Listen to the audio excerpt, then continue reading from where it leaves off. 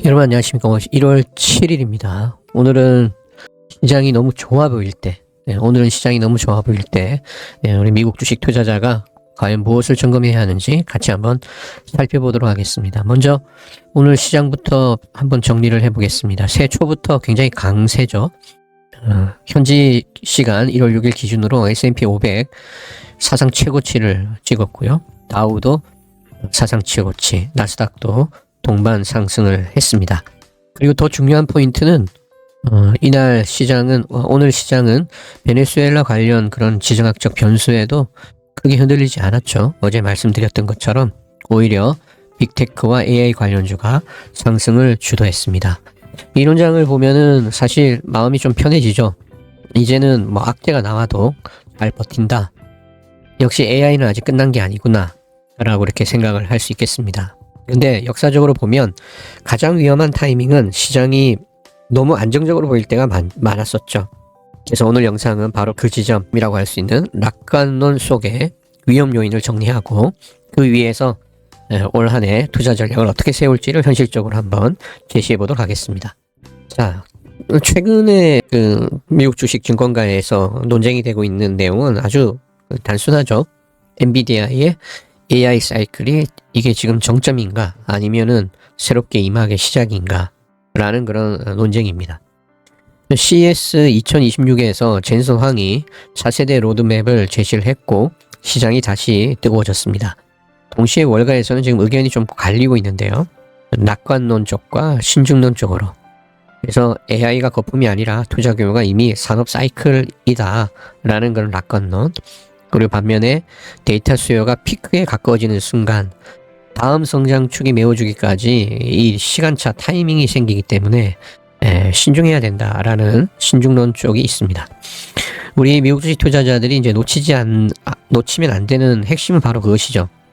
AI는 분명히 맞을 가능성이 높습니다. AI가 가는 길이 맞을 가능성이 높은데요. 그런데 주식은 맞는다 하더라도, 즉 이것이 옳고 맞는 길이라 하더라도 하락할 수 있다는 겁니다. 왜냐하면 주식은 기대, 밸류에이션으로 먼저 오르고 실적과 수요가 나중에 따라오는 것이기 때문입니다. 그래서 낙관론 속에서도 리스크가 커지고 있는 이 세 가지를 한번 숫자와 구조를 살펴보면서 왜 지금 조심해야 하느냐를 한번 살펴보도록 하겠습니다. 우선 첫 번째 리스크로 사상 최고치 구간에 가장 큰 함정이 있다는 거예요. 이 사상 최고치가 지금 계속해서 찍고 있는데요. 이럴 때 좋은 뉴스는 사실 힘이 약해지고 나쁜 뉴스들이 힘이 더 강해진다는 겁니다.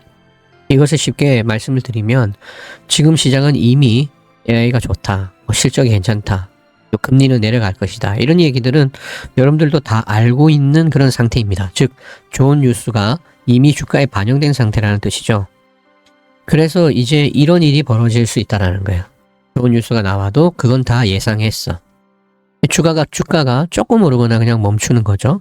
반대로 예상보다 조금만 안 좋은 뉴스가 나오면 이게 시작인가? 라고 하면서 주가가 생각보다 크게 흔들린다는 겁니다. 이게 바로 사상 최고치 구간의 이 투자자들의 심리 구조이죠. 시장의 심리 구조입니다. 그래서 지금 시장이 위험할 수 있다라는 그 리스크의 이유는 뭐 폭락이 올 것 같아서가 아니라 위로는 생각보다 좁고 아래로는 생각보다 넓어진 그런 상태이기 때문이다. 자, 두 번째 리스크는요. 앞에서도 잠깐 말씀을 드렸습니다만은 AI가 맞는다 하더라도 주가가 흔들릴 수 있는 이유가 있다는 거예요. 이게 두 번째 리스크인데요. AI는 분명히 맞을 수 있습니다. AI가 미국 주식을 끌어올리는 대장주가 맞죠. 하지만 속도는 틀릴 수 있다는 거예요. 많은 투자자들이 이렇게 생각합니다. 그럼 관련 주식도 계속 오르는 거 아니야? 근데 여기서 중요한 거 하나 구분해야 되죠. 산업의 성장과 주식의 성장, 이 둘이 반드시 같지는 않다는 거예요. AI 산업이 5년에서 10년 동안 커질 가능성이 높다고 해서 관련 주식이 매년 매분기 쉬지 않고 오르지는 않습니다. 지금 AI 주식들은 이미 앞으로 몇 년치 성장 기대를 미리 당겨서 지금 반영한 가격에 와 있기 때문에 오히려 이런 상황이 생길 수 있다는 거예요. AI 투자는 계속 늘어나는데 그 증가 속도가 시장이 기대한 것보다 조금만 느려져도 주가는 실망으로 반응한다. 이걸 이제 한 문장으로 얘기한다면 좋은 산업인데 근데 편한 주식은 아니다. 특히 TQQ처럼 나스닥과 AI 레버리지를 건 상품은 이 속도 차이에 가장 크게 반응하기 때문에 특별히 주의를 기울여야 한다. 자, 세 번째 리스크는 지금은 틀리기 쉬운 구간이다 라는 것입니다. 이 세 번째 리스크는 기술적인 문제보다 투자자의 행동 문제에 가깝다고 할 수 있겠는데요. 지금이야말로 틀리기 쉬운 선택을 하게 되는 구간이다 라는 것입니다. 왜냐? 지금 시장은 많은 투자자들에게 이런 착각을 주죠. 야, 이거 지금 안 사면 기회 놓칠 것 같아. 이 정도면 더 가지 않을까? 이번에는 다르지 않을까?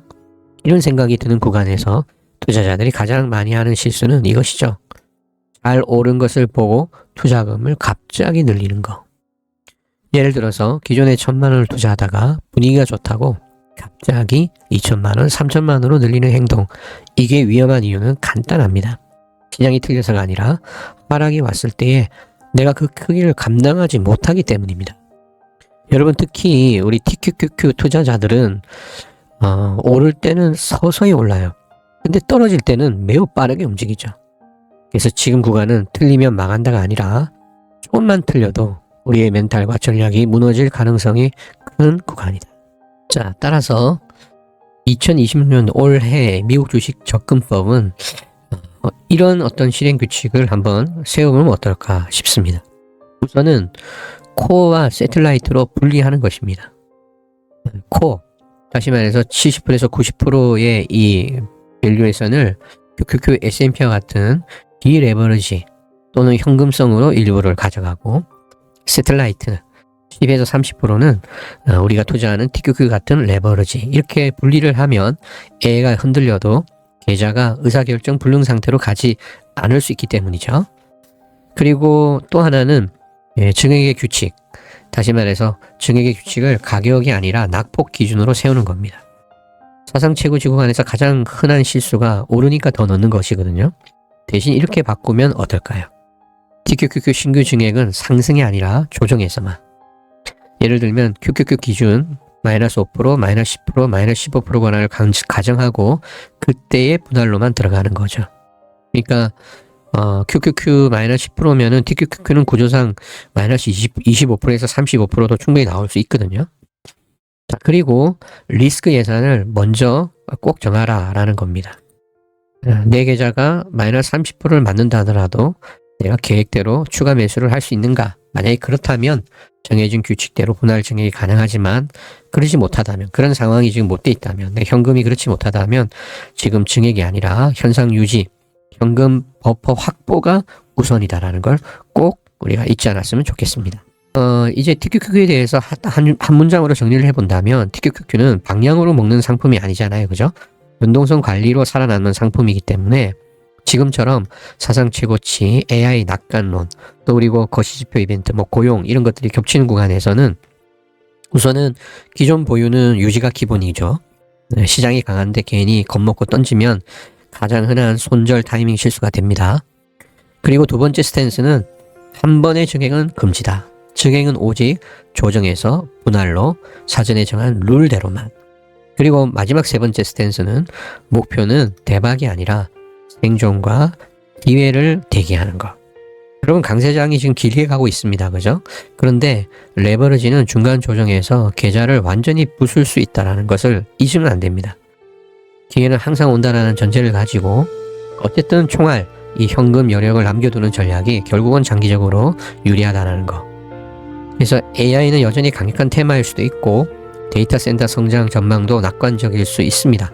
하지만 사상 최고치 구간에서 투자자가 해야 할 일은 더 갈까를 맞히는 게 아니라 흔들려도 내 전략이 무너지지 않게 구조를 만드는 것이다 라는 걸 꼭 기억하시고, 우리 2026년에는 코어는 더 단단하게, TQQQ는 룰 기반으로, 증액은 조정해서만, 이 세 가지만 지켜도 대부분의 실수를 피할 수 있고 훌륭한 투자가 될 수 있다는 것을 꼭 우리가 잊지 않았으면 좋겠습니다. 오늘 하루도 좋은 하루 되십시오. 감사합니다.